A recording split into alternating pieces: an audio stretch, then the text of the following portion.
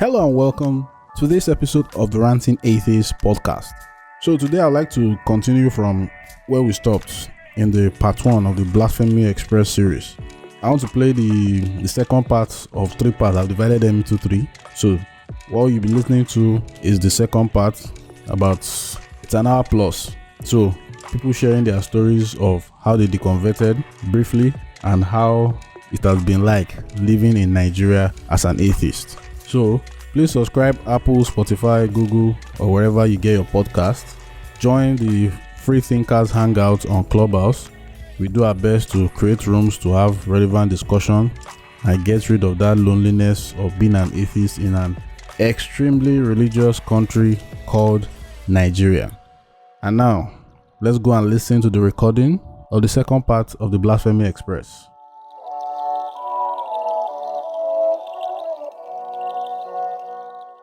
Thank you. Yeah, hey.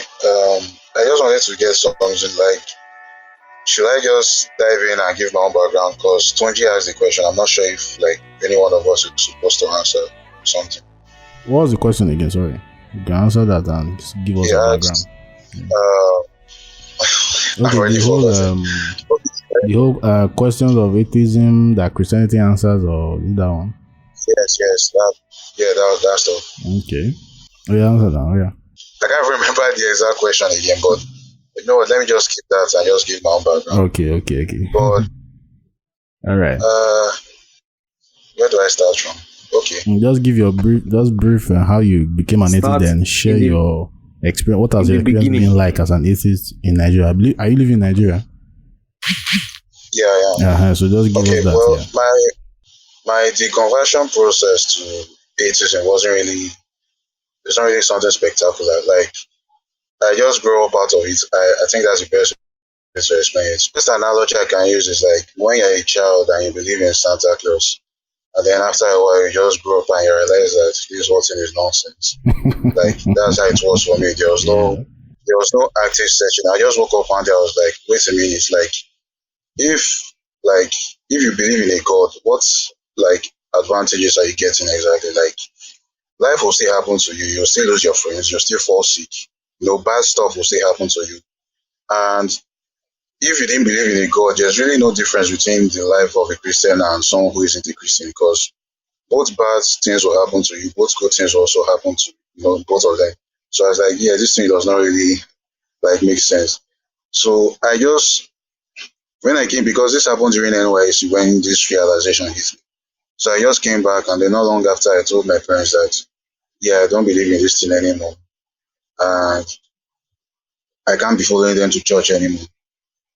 But ever since then, I don't really think I don't really say I faced persecution per se, but there have been cases where I'm interacting with someone, and you know how when you're talking with Nigerians, they just assume everybody is a Christian, that kind of stuff. Yeah. And when I'm talking with them, they'll just start talking about Bible passages, and I'll just have to reply, because the thing with me is, unless you ask me directly, I don't think I'll answer you and tell you I'm an atheist, because I don't want to put myself on the line.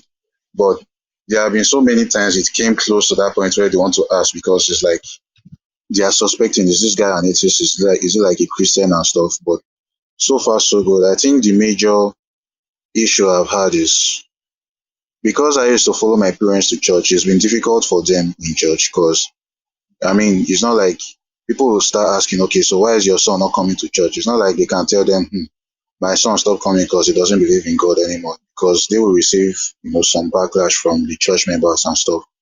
And you know how Christians will be now, they'll make them feel as if they didn't fulfill their duty as Christian parents to convert me into a Christian and stuff like that. So it's been difficult on them, because it's I ever since I told them that stuff, it's I put them in a position where they have to kind of but generally speaking, they're okay with it. Obviously we've had some heated arguments in the past, but nowadays we don't really bother. Everybody is just on their own lane, that kind of thing. It's not. I think I told my dad that telling him was one of the hardest things I had to do, because even though I know him as a loving person and all of that, I know that when it comes to this kind of stuff, that there's a possibility that I would have been thrown out of the house and things like that, or disowned. But when I told him, his own reaction was surprising. He just cried because he felt like this thing that he had devoted his life to was not something I was interested in. That was basically how he felt. And that devastated me because I've only ever seen my dad cry like twice in my whole life. But generally speaking, I don't really think there's been any major issue. Will I say I've lost friends? Not really. If anything at all, I think I've even gained some friends ever since I made my position known. And yeah, that's just the basic thing. And then, okay, dating is also hard too because you get close to someone and then discover this person doesn't believe in God and they start withdrawing, kind of. But other than that, it's been pretty okay so far. And like Ekara said, for me, coming to the realization that this whole thing was nonsense or like bullshit, whatever it was basically freedom because it's like it felt like the weight of the world had been lifted off your back. I think the only major challenge, which I'm sure a lot of atheists will like agree with me here, was getting over the fear of hell. That took a while for me, but once that fear was conquered, there was no like, because that fear is irrational basically. So once that fear was conquered, there was no basic if I may ask you, yeah. If I may ask you, Israel, I don't know if the other moderators would mind. How exactly do you get over your fear of hell? Like, can you give like maybe a rough sketch, a summary, or something like that? Oh, I made good jokes about it. That's how I dealt with it. So, like, there was this video I watched on YouTube where cosmic skeptic, he made a video on getting over the fear of hell, and he said that it takes time.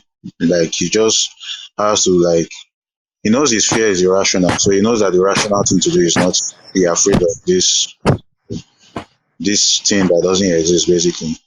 But for me, I just got over it by making jokes. I just tell people that, look, if you think I'm going to hell, fine. I made a lot of jokes about it on my WhatsApp status back then. So jokes for me was what helped me get over the fear of hell, basically. That's quite interesting. Nice.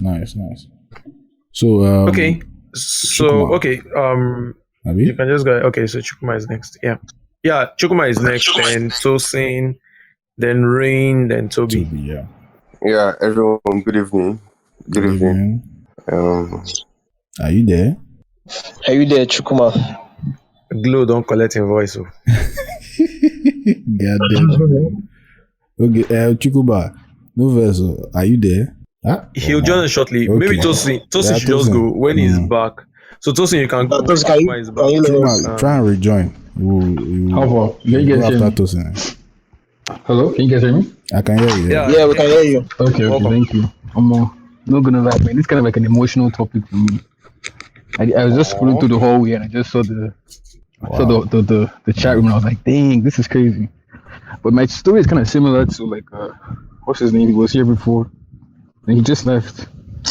Ikara story, okay, like, yeah, it's like, you know, my family's kind of complicated. I'm like middle of Nigeria. My grandfather, he's like a Muslim. He had like 4 wives. So he became a Christian.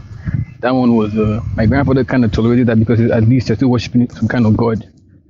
But I never really came out to my family. I just slowly pulled away because I realized that the kind of like dynamic it causes, right? If you come out swinging, you know, pulled away. I was like 14 when I was like, man, this thing doesn't really make sense because, you know, Hello? Yeah, so it sounds like Tosin sounds like it's done because his mic is mute now. So maybe Rain can go. Chukuma is not back. I don't think Chukuma is not back yet. So Rain can go. Hello, guys. Hello, good evening. Hello, good evening. Welcome. Okay, my journey, it's not as if I wake up one morning and say, okay, I've had enough. It was a gradual process, you know. I started missing church, and I find that I don't even miss it. Like, you don't go to church 2 Sundays at a row and there's nothing missing. Like, I don't feel that I have to be in church. And from 2 weeks to move to 4 weeks, 2 months, 3 months. And it's been 5 years now I've not been to church and I still don't miss it. But what I do is that at times, it depends on where I am. If they're having a conversation that has to do with religion, I play along. Because as a lady, it's actually very difficult. I've had people say, who's going to marry you? You don't go to church. Who's going to marry you? You know, people make such comment. I just laugh about it. But so what I do, like most times, like, you didn't go to church. They say, I didn't go. Like I make up excuse because I don't have strength to start explaining. Because they want to tell you, you've not experienced God. Let me tell you about it. And I'm like, guy, relax. I've done church. Like I was brought up in church, choir, usher, and all that. I've done all that. So I don't know what else you want to tell me about church. You say you've not experienced God. You know, some of them want to convert you. They want to pray for you. They want to cast out demons and all that. So I figure that it's best most times I keep to myself. So if you run into me on Sunday or we talk about anything that has to do with, did you go to church? I'll just, okay, I went, or at times I didn't go. I'll just make up story and just leave it at that. But a few of my friends that are close, they just know that. So I joined all the fellowships just to keep myself, just to open my mind more, just to keep my mind engaged. Okay, I know why you're doing this thing. And that's where I really, really, really saw, because then I was young enough. Tosin. Hello, Tosin. Okay, let me listen to my mic. Yeah. Can you hear me? Look, hasn't been talking all this while? We've been talking all this while. We lost you. Can you hear me? Holy shit! Wait, you guys didn't hear what I said? We didn't hear you. No, we lost you. Your mic was mute. Wow. Oh, can you hear me now? They have been talking. I can hear you now. That's crazy, and I've been talking for a long time. Okay, Tosin. Sorry about that. Okay. I mean, you guys can start again. Yeah, no, you start again, but let Rain continue. After Rain, go ahead. My bad, Rain. I didn't know you were speaking. Yeah. My bad. All right, Rain. So, are you using Glow? I'm actually out of the country right now, so. Okay. Anyway, Okay. So what I do is that, you know, I try to keep it to myself. My parents are not even aware. I stay alone, so. Even when I travel, you're like, okay, you will not go to church. I say, I don't want to go to church and start greeting all these village people. I'll make excuse and you just stay back. And it's been fun so far, like, you know, but then talking about relationship, like for me, before I start discussing relationship with any guy, I want to find out his standing when it comes to some issues, religion and all that. So there's some answers you give me, I will just respect myself and walk away and block your number. So there's no need to even start. So, wow. You know, so, and it's been like that. Like, I think this is the 5th year now I've not been to church. So that's it. I want to say something. Okay. Yeah, I think one issue that a lot of us are not even thinking about is the issue of having to explain why you don't want to go to church. I think the problem is that we all just see it as a normal thing, but it's not normal. Like it's not supposed to be at all. Like if you don't go to church, you are not supposed to have to like explain to everybody that, oh, you know, go church today, then you start cooking up one excuse. It's not supposed to be, but it's just like we are fishes in the ocean and that's the water all around us. And I think nobody has complained about it all this while except you. And yeah, you just brought it up and I'm like, wow.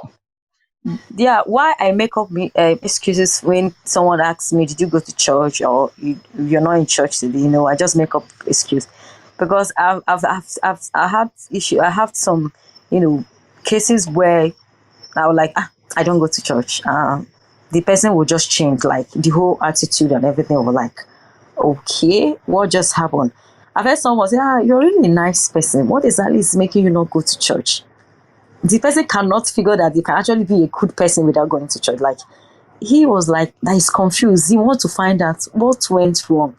Like, I've known you, like, you're a good person and all that. And the part that I don't go to church is why he's confused. And I don't know how to explain that to such person. Like, okay, you thought I was a church girl because I was nice. Then you find out I don't go to church. Then you're confused. So you couldn't separate the two. You know, so I feel, you know, I have more peace. Like, I don't have strength to explain. Did you go to church? Yeah, service was wonderful. Did you, I keep making up excuses, or I try to avoid people that ask tough questions, and I'm fine with it. So Yeah, that's it. what you said now, you made mention of something that, the guy, after you explained to him a little bit, the guy said something about, like, what's wrong, like something must have happened or something. It reminded me of a guy, like I knew him from Facebook, where I used to share. And by the way, if you go to my Facebook wall, you'll see a lot of my Christian posts, all the things I say, all my, Christian stuff back then. I used to be more like a Christianity and Chelsea guy. That's basically what I spoke about most of the time. So after I deconverted, I think it was 2019, early 2019, or maybe late 2018 or so. So the guy chatted me up and we talked, and then I told him about what happened. So he asked me, he said, what happened? Like, why did you leave the faith? So I told him everything that happened, just like I narrate everywhere that, okay, well, I discovered some things, I read some things, I thought about a lot of things, and eventually it just wasn't making sense anymore. So after I had told him all of this, after I had said all this, he then replied and said, did you lose your job? Like, can you imagine such BS? I was like, I don't get, like, lose my job, like, how? Like, wasn't he listening to you? But it was like, no, his point was actually that all these things you said, like, it can't be this, that something big must have happened to make you deconvert. Like, I was like, dude, I actually got a job after deconverting.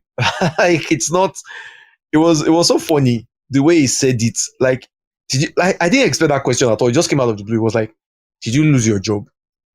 I was almost like, okay, have we changed topic to something else? Because it was so funny. Why would you think that someone can't rationally come to a place where they just reject that, idea?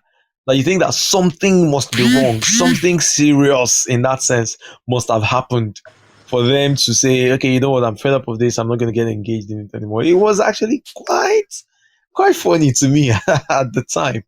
And it's still funny whenever I remember, did you lose your job? Then like, another thing about me is that I actually enjoyed worship songs. Like, like if you go through my phone, my laptop, everything, all the songs that they are all worship songs, like Christian songs, and I play and I enjoyed it a lot. So I think, like, if I'm playing songs and some of my friends see this one, this is a banjo, you will not go to church, but you're singing.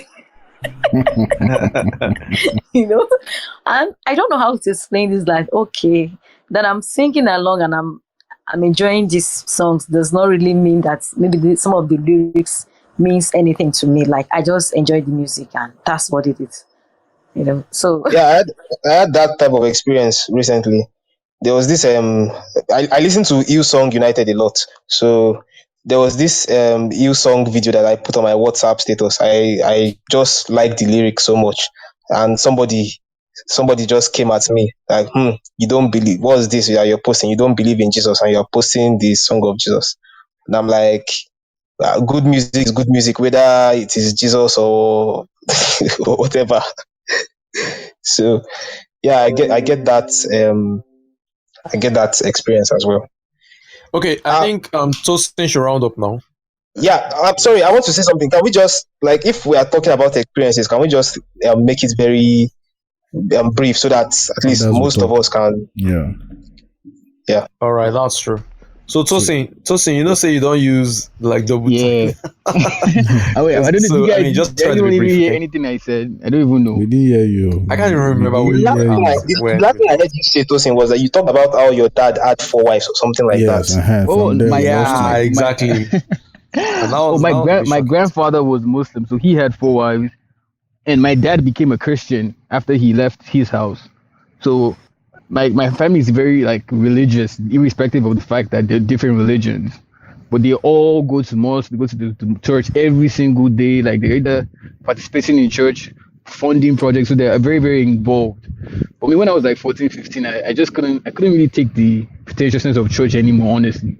I think that's the first thing that really made me mad. Just going to church, the choir, that kind of thing. You know, those backbiting, the way Nigerian churches can really be. My mom went to Winners, my dad went to RCCG, my auntie used to go to like her own church. So I used to be around all these things every other day. Either I'm in like Sunday school or digging deep on Tuesday, something on Wednesday, something on Thursday. So like I was always involved in some kind of religious activity, but was always in different parts of churches. So like Redeem on Monday. So I just like compare and contrast. And it just used to see that, oh, these people are not even living what they say they're living. And from that younger age, it was actually Christians themselves that actually made me really say, yeah, this thing is not really what it says, you know. It was when I actually left the house eventually that I was like, yeah, you know, I have more space to be able to think and just talk to people like as an adult.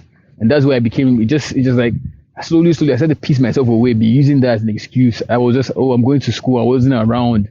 But if I was around them every other day, they would have found a way to clamp down on me. And honestly, the way my family is, I'm not going to say, they were trying to fight, like, put you to kind of like psychiatric hospital. So I had to be strategic about the way I got my parents conditioned to the fact that I don't want to be going to church anymore. They still don't know that I'm not a believer, but at the end of the day, they know that I don't participate in activities that to them that's really sacrilegious. How can you not be doing this? Are you fighting God? Did God do something to you? You know, that kind of thing. And then the call family meeting is like, God, this thing is a little too much. But at the end of the day, and you know, you guys, I don't want to clog up most of my time. I was like, it's kind of very similar to what's his name, Ekara's story. Just seeing what your family is going through. Your aunties and my aunties, like, I had one of my uncles, he just became too involved in one church. He was trying to become a pastor. They kind of swindled him. I was like, yeah, this thing is not, this is just like another tool for power and control at the end of the day. Yeah. But, so, you know, at the end of the day, you have to see things for what they really are. And honestly, I used to be so scared of revelations. Like, I couldn't sleep. I'll be up at night. When I was like 18, I had a girlfriend, but I wouldn't kiss her because I said, God, I don't want to go to hell if rapture happens. Almost, I was like, that's the truth. I don't know what you guys is, but I swear I didn't kiss my girlfriend for like I didn't even kiss her until we broke up. But I was like, I was like, I don't want to go to hell if rapture happens now. But my bad, what did you say, my bad? Sorry. I have a minute. Sorry, I was asking. I said, did you read the Left Behind series? I read the short stories and the big ones. I digested it. Me and you are space guy. My guy, I didn't read the small one. I read the thick version. Team like, hey, I read everything from top to bottom. I used to read still, and I was like, me and you my guy, that's the book that ruined my life. Like that thing it was just fear every day. I won't talk to a girl. I'll stand. I'll just do everything and just to make sure I'm clean. You know, I was very pretentious. I'll be in school. I'll be listening to, like, I just used to do dumb stuff. Or just a very audition. Like, what's that word when you just performative? I can't really think about. I don't know what to say. But man, that Left Behind book really ruined my life. No lie. So like, yeah, but after I stopped, I found peace when I just stopped like reading Christian literature and just trying to hate myself, you know, because that's what most Christianity does, is like, you're not good enough, you have to do better. Yeah. And when you're constantly in that on that treadmill of am I doing enough? And yeah, you just every day, you just start to like, you can't function like that, right? You can't function. Like you no human being is perfect, but when you're always like under a microscope and you're like trying to find the text to say, oh, did I really pass it? You're always trying to find the loophole to justify your own sanity. It's like, at the end of the day, man, you can't live like that. But yeah, that's the way. After I left, it was the real thing when I accepted that, okay, this is what I really believe. It was just kind of like peace that this is what it is, and I don't hate myself anymore. I can talk to you because I not feel guilty. I can watch, like, I didn't even listen to like MI because I was like, that's not a Christian rapper. I was like, come on now, how far? like MI is very, very. He's not a bad person. Like, but I listen to like Hillsong and Christian rap, Lecrae. And I didn't watch anything but like Christian movies. I was just living a very, very stringent life, and I hated myself because I knew deep down I didn't want to be doing this. But yeah, man, my story it's still ongoing. But at this moment, I'm more comfortable with myself. I'm accepted that I don't have to be religious to be a good person, and that was like a big thing for me because I grew up around different religions. I was like, okay, if I'm not going to be a Christian, what am I going to be? And then yeah, as a character, I started to watch like Christopher Hitchens videos, just even read Wole Soyinka's books. That's what opened up my mind, was to be like a Nigerian and an atheist. Like Wole Soyinka really helped in like in that kind of sense. Because he's someone that is in the public eye, and you can why people don't. He definitely is someone that gets people's respect, and he's not just going to be doing it just because he wants to do it. So yeah, and Taisho and too, reading those kind of books help me open my mind. Just accept that, okay, look, even if I'm going to be a Christian, I'm not going to be I don't have to be hated yet. And yeah, as I was Rain was saying, I don't really tell people when it makes dating really hard because so many girls Nigerian girls are they want to be that pick me girl, and they're all Christians. They don't want to be prayerful. It's hard to really find someone that is actually existing and thinking with their own brain. It's very, very hard. What did Daddy say? Did you see this message? Did you get the message? Calm down. Let's not talk too much. Wow. I'm done. Praise the Lord for your life, brother. Thank you, Jesus. Hallelujah. Thank you, Jesus. All right, now. So it was supposed to. Okay, all right. So Rain wanted to say something. Okay. It was I said I'm actually happy it came out. I'm happy it converted. Your life sounds. I'm just really happy for you, Sha. Seriously. Guy, I'm happy for myself. Yes. I'm happy for you as well. He does sound emotional about it, so I can understand what he feels. So okay, go on. Rain wanted to say something. So we have to go to the other speakers. Toby, Chansey, Kuwam, Olufemi, and Kechi, who just joined. So let Rain go, and then the other speakers can then go and say what they want to say. All right, Toby. Okay, I just remember that. I remember the story my grandma told me when we were still alive. She said when she was very young something happened, that she was going to the market or something. She entered the bus and they say, close your eyes, let's pray. And as a Christian that she was, so she did, and the prayer was going on. By the time prayer was over, she opened her eyes and found out that she cannot find her money again. So the prayer collected her money. And and she always give us this advice: when you enter a bus and they say close your eye, let's pray, please don't close your eye, they want to steal your money. I know that's when I was very much young. So even then, when I enter a bus, if I'm traveling from Lagos to East or wherever, let's pray. All those pastors, I say, this one that stole my grandma's money. It's already in my head. I will just say, these ones are the ones that stole my grandma's money. So I will not complain. I will not close my eyes to pray. At times they will say, this one has a banjo. You should not allow her to travel. I say, I'm not closing my eyes. My grandma said I should not close eyes. So and that becomes. Do you know the funny thing? The funny thing is that there's actually nowhere in the Bible where it says you should close your eyes when you pray. Yeah. Anyway, so and that has been a very big red flag for me. A very big red flag. Another thing is that my personal experiences that I've had with the people that call themselves men of God, pastors, and all that, it has been one trouble or the other. None of them has given me any joy. It has been one trouble or the other. All the people I've met that are men of God, pastor, priest, it's been terrible, terrible news.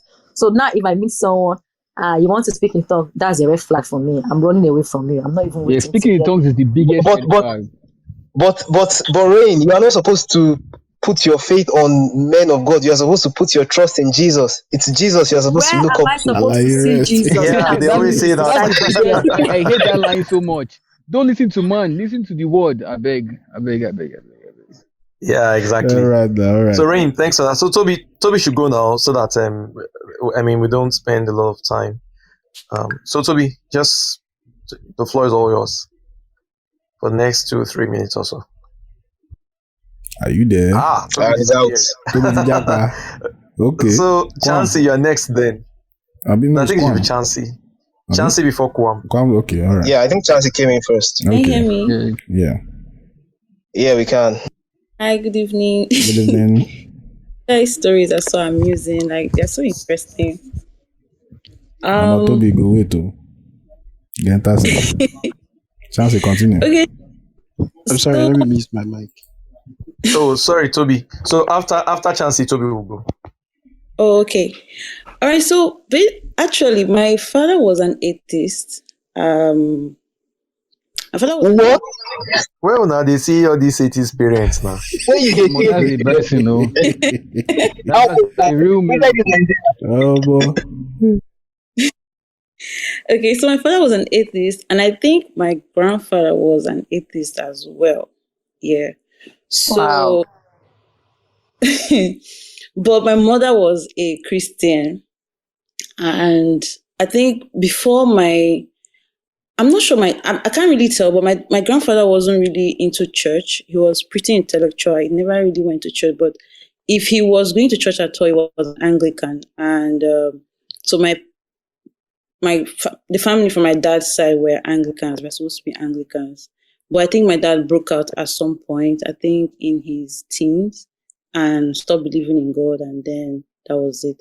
So I think when they married, I think my dad was saying that he was going to convert to Christianity.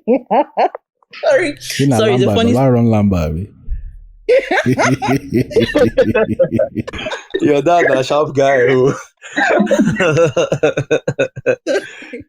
It's so funny. It's actually a funny story. So when my mom says she's talking about on this face of pain, and I used to laugh inside, but I don't want to laugh in her face. But anyway, so she always used to complain that my dad was saying that he was going to convert to Christianity, but he never really did. And so look at what she stuck with and all.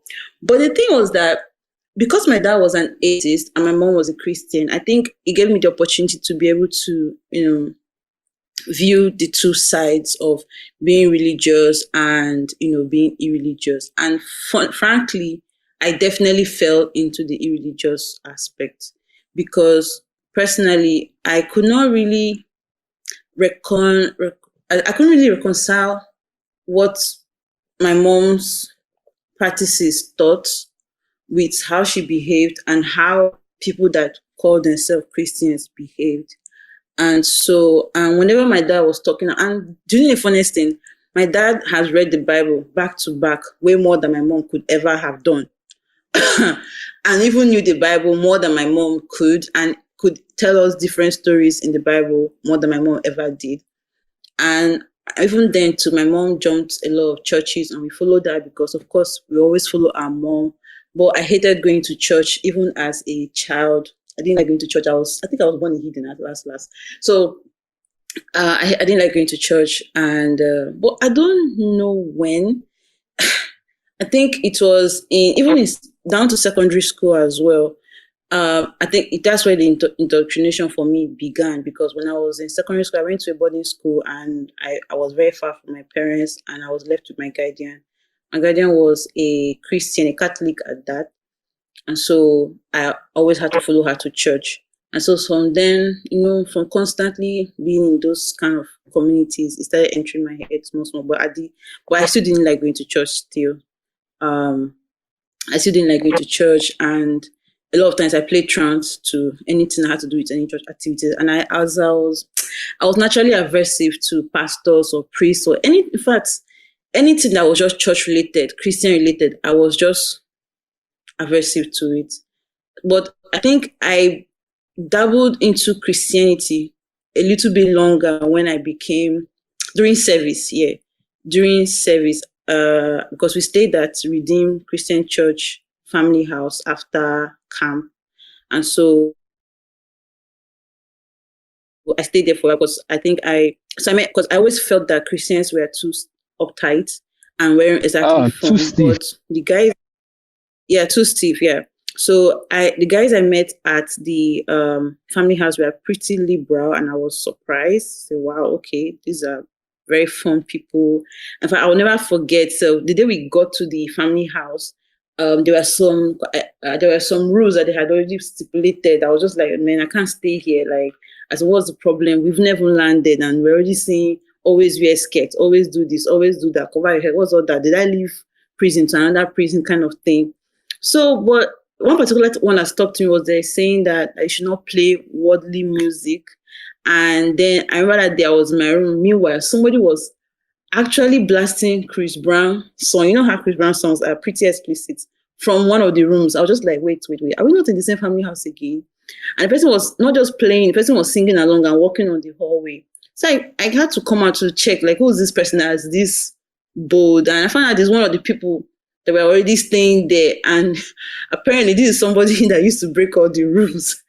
And I was really intrigued that, a person came to explain to me that, that you don't have to be uptight like that. Christianity is meant to be, Christ is a free and fun-loving person per se. So I'm following Christ. So whatever these people are saying is their own kind of thing. And that really motivated me to like, oh, okay, maybe there's another side to Christianity that is fun and interesting. And so I think that's around that time I got into this modern age Christianity, right? This part of grace, this type, the new version now, grace type. So grace covers everything. If you like, bring the word down. Grace is on you. Joseph Prince.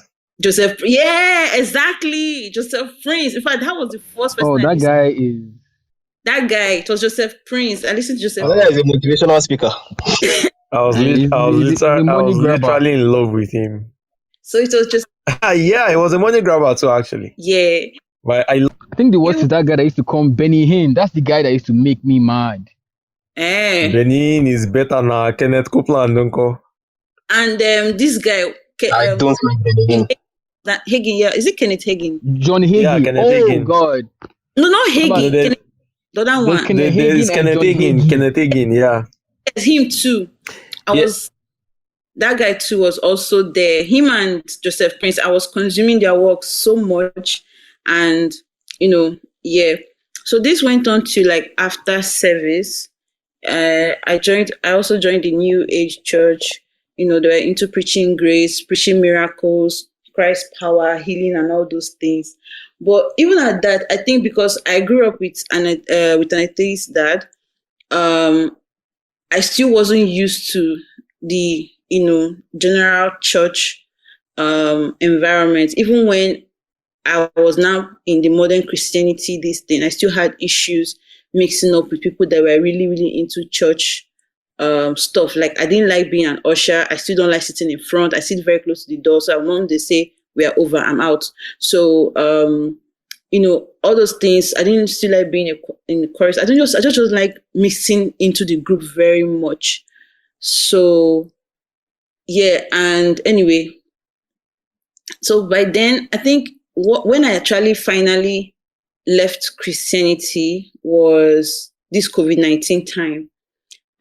Then it was so funny because I kind of reconnected with somebody I met during service at the family house then, and he was one of the people that was pretty, liberal with Christianity and everything. And I got to talk to him again, and the guy said he was no longer Christian. I was shocked. I was like, how? As in, excuse me, from where to where? Like you guys showed us a different type of Christianity. How come, what's going on? How did you come out and all? So I think he's similar to Jaydon, Jaydon or Jide, yeah. Similar to Jide with, reading some stuff and figure out more things and figured out Christianity wasn't really what they said it is. Well, even at then, because as a Christian in quotes, I wasn't a staunch Christian, like, staunch. I wasn't actually very stiff. I was pretty liberal. In fact, some people will say that my practice of Christianity was borderline Buddhist. I was in that line, very, very thin line. So I could listen to anything. I was very open-minded to any kind of teaching or kind of speech. I only just process it and choose what I want to retain. So about around then too, I always still had a lot of questions about Christianity. But I think, one of the things that these grace pastors taught us was even if they did not really explain a lot of things, which they don't and they can't and they won't explain anything, they would just tell you, what, you don't really need to know, just follow the word of God. The word of God has said this and that. The grace of God covers. It's all right, no problem. So you find yourself not really holding on to asking these questions seriously or demanding answers. You just push it aside. But when he started talking about how he left Christianity and everything, and I was asking him some questions and he was just answering them clearly, I was like, oh, okay, interesting.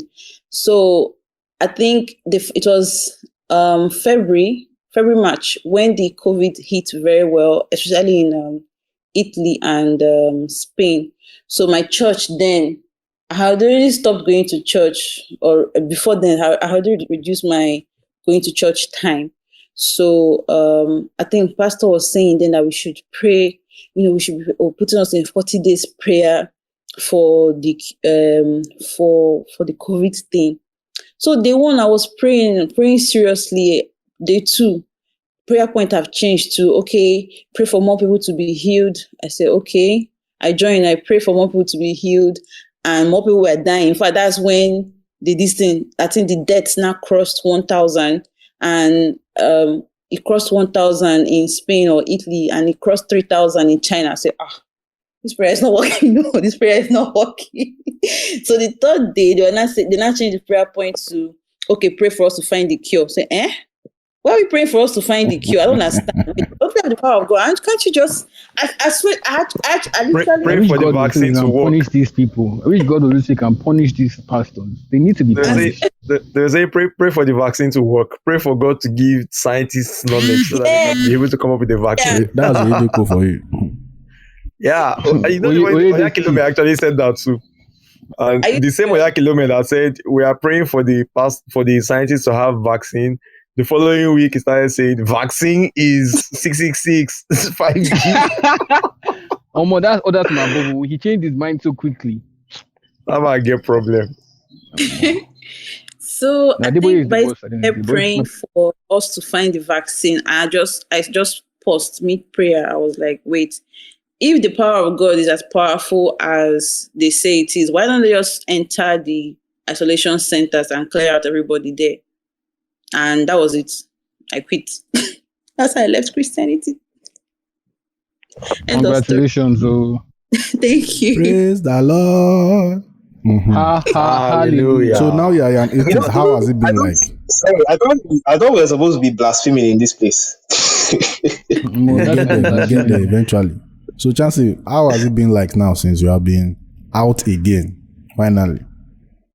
How has it been like? Okay, first of all, it was a very weird experience for me when I left Christianity then, because my aunt is a chairperson in the Christ Embassy then, so it was terrible. Because then she wake us in the middle of the night and join and be praying against all the evil of 5G and everything. And are you serious? So I'm sorry, sorry. 5G? Yes, now. Hey, that 5G thing. And Pastor Chris now. Yeah, Pastor 5G conspiracy bullshit. I didn't hear about this. What happened? What's this? Yeah, what's she the was conspiracy? into it. Like she was into it. She wake us in the night. All four of us, the kids. Then, cause I'm staying with her in Lagos here. So she wake us. She'll be praying. I'll just be like, I'll be trying not to laugh, but I'll be saying amen just to follow along and all. So I haven't told her, or I didn't tell her that I'm not a Christian anymore, or I don't go to church. When she asked me, I said, oh yeah, they did online service. I check in. I just check online. But my dad's an atheist already, so if I talk to my dad, so we are always on the same level. My mom is still a Christian, and I did not tell her. I just left things as is. I hinted on it once. She was arguing, and I don't like arguing with her, so I left it at that. But for daily life, as an interaction with other people, there's so many God talk everywhere, and me, I already know for myself what I want with my life and how I'm living my life, so I don't engage. I think I've only had to engage once with somebody on ground about Christianity, when I think she was playing one message like that had one kind of I can't remember what the message said, and I rebuked it. I was like, this doesn't make sense, this is so foolish. I just muttered that this is so foolish. She was like, what does? I said, this is so foolish and doesn't make any sense. Like, how can we listen to this kind of thing? And I said, oh, what happened, as in, you don't believe in God, or you don't believe in this pastor? I said, I don't believe that God is even doing anything, because as in, you've not even told me, nobody has been able to tell me what God is doing for us in this time. Like, come on, COVID-19, we are still with it here. And for us to even move around, we had to even wait for a vaccine. And your God did not heal anybody from any isolation center. Lots of people have died. Nothing has changed. Things are happening. And you people have been praying for Nigeria all this while. Nothing has changed. So I don't understand. So then I said, okay, so what do I believe in now? Myself. I believe myself. I'm doing everything for myself. I said, oh, wow, okay, that's strange. And I was surprised. And it shocks me, actually, that it's actually strange to be non-Christian in Nigeria, which is supposed to be a secular country. Like, on paper. Yeah, exactly, on paper. So it was very, very, but aside that, I think I hardly have engagement with people about Christianity. I don't talk about it. I don't seek out conversations about it, except when maybe if you ask me directly if I am a Christian or if I believe in God, I'll actually openly say, no, I don't. If they ask me why, I'll clearly say why. And most times I don't really care about their impressions of me. I've only made my point and my own stance. So the rest is on them. Fantastic. Thanks for sharing. Really appreciate it. Thank you. I would have liked to make one or two comments, but I think we should just move on to okay. Who's next? Toby. Ranting, just go ahead. No, I think Kwam. Oh yeah, Toby. It should be Toby before Kwam. All right, can you guys hear me? How about Kechi? Yeah, I can. No. Kechi is after Olufemi. Yeah. Can you guys hear me? Yeah, loud and clear. All right. So, I think I'll just give a bit of my background and how it has been living as an atheist. So, from the start, from when I was very young, my most central core value is. Please, Toby, can you speak up? Toby, can you be louder? It's Yeah, it's sounded. Is it better? Is it better now? Yeah, it's better now. All right. So, from when I was young, my central core value was my ability to know and then knowing things. That was like my two central core values. And so my ability to know things and knowing things. And from that time, I was always suspicious of religion because it seems to always look backwards. It never wants to look forward. It always wants to look backwards. And so whenever I'm in anything like that, like some kind of class or some kind of group or gathering, I'm always the kind of guy where I'm there, but I'm not really there, I'm like one leg out, one leg in, like what if this thing is wrong, that kind of thing. And so that was my opinion of religion from a very, very young age. And growing up I think it was in junior secondary school, I remember I gave my life to Christ for the very first time. It was very cool. I journaled everything. It was a very nice experience. And later on, stuff kind of diluted till I went to university and I gave my life to Christ again, trying to rekindle those feelings I had in junior secondary school. And I was beginning to take Christianity seriously. I remember I used to avoid evangelism and anything of that sort because in my mind at the time, God was like color. So God was like color, like white light. And then Christianity was like red. And Islam was like blue and the other religions. So I felt I don't have any basis to tell anybody else about my own religion because we're all sort of looking at the same thing and then it's spread out into what we believe. That's the way I saw it at the time. So I used to avoid evangelism and all those kind of things. But I used to go for Bible study because I felt like, let's push this Bible forward now. There are some problematic verses there. Let's see if we can do something. I remember asking in a Bible study session if can we make changes to the Bible? Like, there are some obvious inaccuracies and wicked things inside. Can't we change it? And everybody was like, "Oh no." I think there's somewhere in the Bible where it says, you can't change like a stroke of my word or something like that. I don't know. Somebody quoted something to me. I just left it. But since I could not change the Bible now, so I focused on observing Christians, observing my fellow Christians and how they behaved in relation to the Bible. At least that's in my mind, that could be improved and moved forward. And that was how I was just trying to get into Christianity and take it seriously. And then I met women. Thank God for women, sure. So they they derailed me for a little bit. before then, I was very introverted, book guy. I don't want to relate to anybody at all. But that period of my time, I had a lot of experience with women, and so I was like, that distracted me from that process I was on. And so by the time I tried to return back to Christianity, I tried to take it seriously. I was a different person. Oh yeah.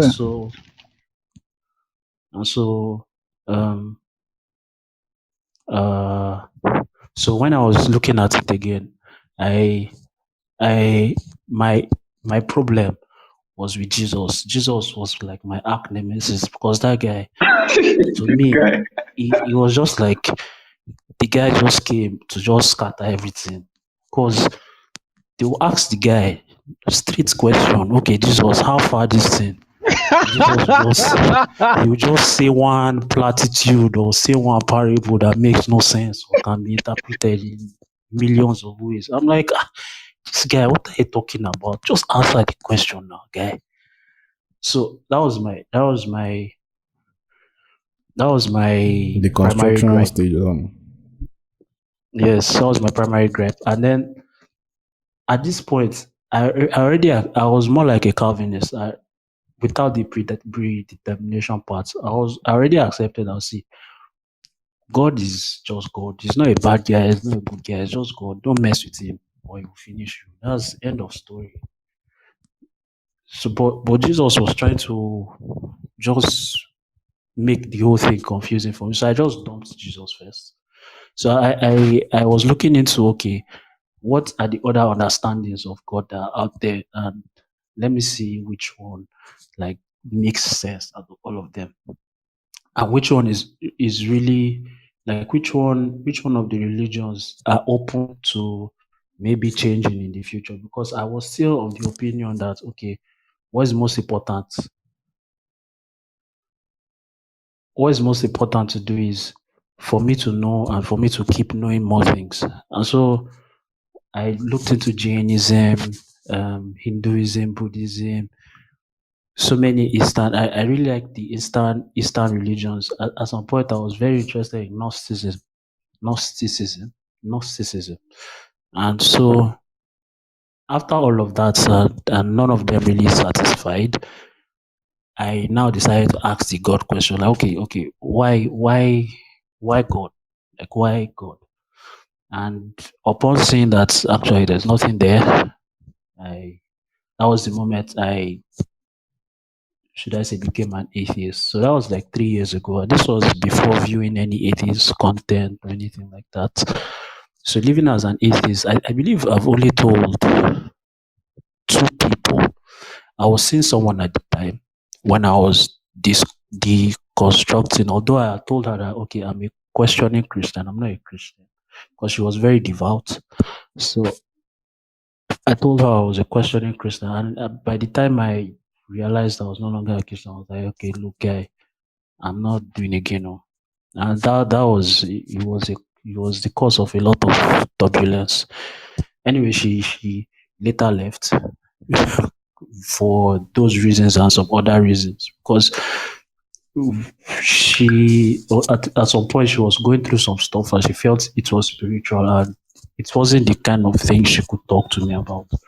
Like, I could have any useful opinion about it. So she needed that in a companion. And then I remember there are so many interviews or places I go when I'm looking for a job, and we're having a conversation, and then maybe something comes up and they say, okay, what church do you go, or something like that. And like, I'm not religious, I'm an atheist. You just see their countenance will just fall like, did I shit on the table? What's going on? But I'm like, I just came to work out to collect money like the rest of you now.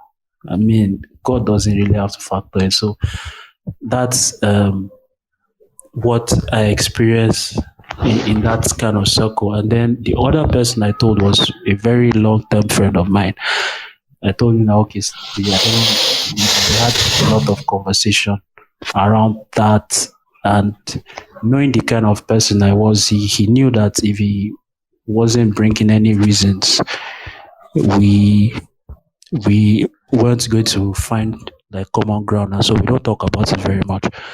Also, my siblings, I think everybody just kind of found out by themselves. My siblings, I think most of them are irreligious, except for my kid sister. Okay. I think most of them are irreligious because at some point, I have to say that their own journey was different from mine. I don't think mine affected theirs.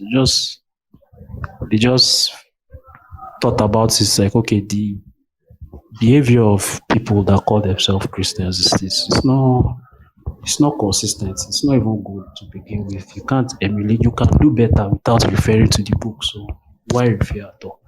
And so that's how they too. We are sort of like in the same kind of area. Okay, all right. So yeah, that's my contribution. Thank you. Thanks for sharing, bro. All right, who's next now? Kwam? Kwam is next, I think. Yeah. Oh, please, so Kwam, please be brief because pronounce your name. There's many people. Okay, good evening. Good evening. Good evening, Kwam. Welcome. Thank you. I come from a Muslim background. I'm actually from a Muslim family, very religious in fact. Wow, interesting. So I was basically raised in religion and did a lot of things growing up in the religion. I actually did go to an Islamic school, like a separate Islamic school, separate from like my normal school. Went there for like 2 years straight without actually going to school. During that time, I memorized the Quran. At some point, I was able to read the Quran offhand. And basically, I took religion very seriously. Omo, you be chairman, no? Hey. Yeah, like I was thinking of the same thing too. I took it very seriously. I think for a lot of people, it was about maybe people forcing them to do religion and things like that. Maybe that made them open their eyes. But for me, it wasn't even by force. Like I genuinely believed it, and it was basically me. Like I saw it as the truth and the right thing to do and everything. And I really took it seriously. Let's just put it that way. So, well, I noticed over time. So after I came out of Arabic school, then that was back in 2015. I resumed normal school and I started from SS1 because I had finished GSS3 previously then before going to Arabic school. So I noticed that it was around then I started having this curiosity, passion for learning and things like that. I just started Googling stuff. It was then I started learning to code, do some things on my own. So I became curious, like very hungry for knowledge. So during that time, I started seeing some shift in my perspectives. I mean, I still believed religion and everything but I started seeing my positions on some kind of things started shifting, although it was just small details, like it wasn't really much. It just became fairly liberal. But for the most part, I still believed in God and everything. I always saw it as is the truth. I didn't even dare question it. I didn't even dare. Like it was always like the truth that couldn't be touched. It was the truth that no matter what else, I knew that one was the truth. Like that was how I saw it. So I think it was in 2018 or so I started browsing Reddit due to some programming communities I joined. I started browsing Reddit and just started going through some other areas of the site after programming. So I got admission into the university in 2019. But by then I was a frequent Reddit user. And then just one day out of the blue, in one of the Reddit communities I visited, I saw this post about someone asking former Christians of Reddit who are now turned atheists, asked them that what made them lose their faith. And I won't lie to you, I tried not to click it. I was like, this thing can make you lose your faith. And that was the main thing I thought about. I tried not to click it. But me being me, and I was very curious, so I just went back and clicked it. So that was like, I saw some kind of reasons that people gave, and those were things that I had actually previously thought, but didn't really take them to the extreme. Like things like saying like how diverse the world is, and we can't just see that. So and the creator will create the world so diverse and only allow people of just one religion into heaven and things like that. Those are things that I previously thought about, but I didn't take them to question. I didn't use them to question religion, because in my mind, I believe religion is the ultimate truth. So I thought that no matter what, even if I felt any way about it, it's true because, well, basically it's true because it's true. So it was, so that trend was an eye opener for me. But then I didn't lose faith just yet. I was like, that was the first time I remotely considered the possibility of religion being false. I was just like, that day, I didn't actually become irreligious or anything, but definitely the seed was sown. Then I started becoming less and less religious over time, because we all know that once that first seed of doubt is sown, it just basically builds up from there. But I didn't, like, in my mind, it was a very difficult position to reconcile. So I was basically unknowingly doing Pascal's wager without even knowing what it was. So it was later on I discovered that what I was doing was called the Pascal's wager. It didn't really mess with me mentally. I was like I gave myself so much time thinking about these things, and I had no one to talk about it to, obviously, because, well, that's a big part of it, the loneliness. Yeah, exactly. There's no one to talk about it. I couldn't just go to my parents and talk about it, and I didn't even know who to start with. Well, luckily for me, I noticed there was this, my friend who we went to Arabic school together. I started seeing his posts, some of his posts. Like, I saw that it was fairly liberal. I saw his posts about some kind of things like that, and I knew, but I didn't want to take the chance to come out to him. Like, it's not something, I didn't want to take the chance and talk to him about it, because if he's not on the same page with me, like, I just outed myself, and that's going to be big trouble for me. So basically, it was just a confusing time for me. It was very confusing. But then later on, me and this said friend, we just clicked about it. I don't exactly remember what we talked about. But one day, like, basically, it was something about LGBTQ rights. He was talking about it, saying homophobia doesn't make sense. And I agreed. And like, it's something like, it was like, we connected on some kind of level, because we both knew we are not supposed to make statements like that, because according to the Quran that we both believe in, homophobia is bad and things like that. I mean, homophobia is like, being gay is bad. But we just connected on that level, and we just built it up from there. So, like, I think that was a huge relief for me, seeing at least one person to talk out the issue with.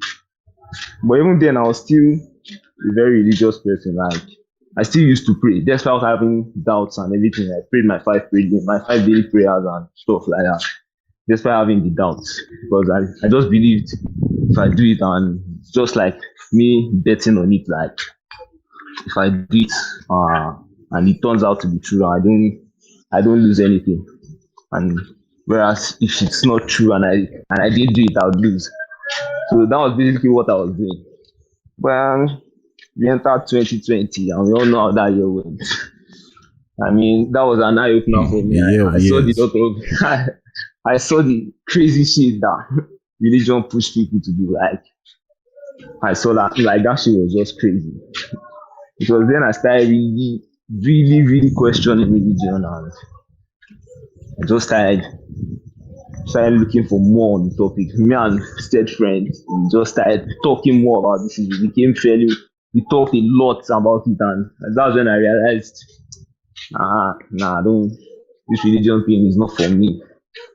It's not even my way. Like, but even then, I like, in my head back then, I saw the signs, I saw everything, and I knew from a logical standpoint, this is just not true. But it was very difficult for me to divorce myself from it. Like I did, like so I knew that this shit can't be true, but it was hard for me to accept. Very hard. So it was earlier this year, for the first time, like forever. I just said fuck it, and I just stopped praying. Like I just stopped going to mosque. I just stopped, and I was in school then. Like the whole shit just felt very weird to me. Even though I wasn't. Okay, it's not even about being religious. Like I didn't. The prayers and all didn't do anything for me, and at a point before I stopped, actually, the prayer was just like something mechanical for me. I just used to do it as out of habit rather than out of belief. So I just realized that I don't even believe in this thing, so I just stopped. I still occasionally pray. I mean, I still even prayed it today. It's down. I went to it and I prayed today, but I think I'm more of something like a cultural Muslim now. Yeah. I'm actually in school right now. I didn't go home for it because I know now my parents will have issues because I didn't go like so. How people around you, like your class, or does anybody? I really don't speak about it in class. It's not something I bring up. Though my roommates know. My roommates, I'm just like they even say I confuse them because one day they see me going to mosque, the next day I'm saying I'm an atheist. So like it's crazy. Yeah. It's just crazy. Sorry, I would like to ask you about this issue of death penalty for apostates in Islam. Like, how exactly is it? Is it that most Muslim scholars agree to it, or like what's the real thing about it? Yeah, it's actually a hadith by the Prophet. It's the direct saying of the Prophet that says that there's this hadith, I can't remember the exact hadith, but basically he's saying that the blood of a Muslim is not the blood of a Muslim is sacred except when he commits adultery. That's when he's married and commits adultery, so it's legal for you to kill him. His life becomes yours to take. And there's this other clause that if there's this enough to be enough a soul for another soul. That's if you kill someone, then they can kill you too. If you kill someone too, as justice, you get killed too. And the third one is that if you leave religion, atarikul dinihi and ufarikul jama'a, something like that. That's the Arabic term there. They said someone who leaves his religion and causes confusion among people and tries to maybe create tension. I've forgotten the actual word they use there, but like to speak bad about religion, to leave religion and then speak bad about it. So basically someone like me. Yeah, exactly. Or rather, somebody like Mubarak. Yeah. Of course. Mubarak. I mean, it's crazy the way, like, when I became an atheist, it's crazy the way some of these things, I used to look at it in the past and I'll be like, they didn't raise any flags for me. But right now I'm like, how the hell are people around the world, like billions of people around the world think this kind of shit is okay? Like, I don't even know. Like, it's just weird. Indoctrination. Honestly, yeah. We face it on is indoctrination. You know, if we wanted to start a whole room to discuss Islam, I mean, that's going to take us sleepy. Yeah, for real. Because in fact, 2 days ago, was it 2 days ago? Yeah, 2 days ago, I had a discussion with some of my work colleagues. Two of them are Muslims, and we were discussing on the issue of marriage. Whether I'm talking about educated guys or graduates, university graduates, and they were both conflicting on. One of them said it is in the Quran that like what Boko Haram is doing is legitimate, like it's in the Quran. The other one is saying no, it's not in the Quran, that it's those Boko Haram people are interpreting the Quran wrongly, they're interpreting it selfishly. The other guy who is a Muslim is kind of saying that they are actually. I think I even had very very weird discussion. Both of them were saying something like they can marry more than one wife. One of them, the one that is even more sophisticated among them, he said he's going to marry only one wife, but he will never promise that one wife that she's the only one he's going to marry, because he can marry another one. It's kind of funny. Allowed to, according to Quran, he's allowed to marry. Yeah, he's allowed to. He was actually saying it, and it was quite an interesting discussion. So I know that if we wanted to talk about Islam alone, that would take us maybe a week or something. It's another discussion. Yeah, seriously. So, bro, thanks for sharing.